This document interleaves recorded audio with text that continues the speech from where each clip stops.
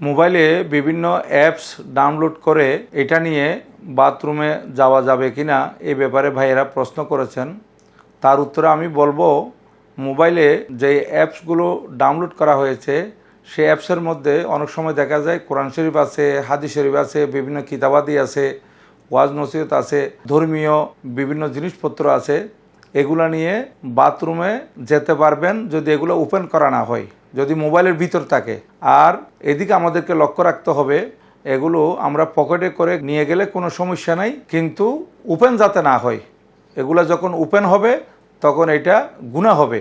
আর বিশেষ করে আমাদেরকে লক্ষ্য রাখতে হবে আমরা যাতে কোনো ধরনের রিংটোন এমন না দিই যে রিংটোনের মধ্যে কোরআন শরীফ আছে, যে রিংটোনের মধ্যে নাত রসুল আছে, যেই রিংটোনের মধ্যে ধর্মীয় কিছু আছে, এই ধরনের কিছু আমরা রিংটোনে দেব না। যেহেতু আমরা ওই মোবাইল নিয়ে যদি বাথরুমে যাই, হঠাৎ আমার কল আসে, রিংটোন বেজে উঠলো, যে রিংটোনের মধ্যে কোরআন শরীফ তেলাওয়াত হচ্ছে, নাত রসুল পরিবেশিত হচ্ছে, এগুলো গুনাহ হবে।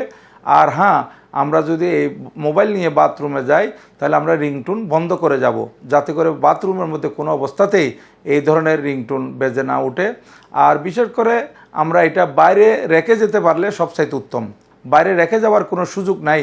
আপনি এমন জায়গায় আছেন, বাইরে রেখে গেলে আপনার মোবাইলটা কেউ নিয়ে যাবে বা চুরি হয়ে যাবে বা হারিয়ে যাবে, এই সময় আপনি এটা নিয়ে বাথরুমে যেতে পারবেন।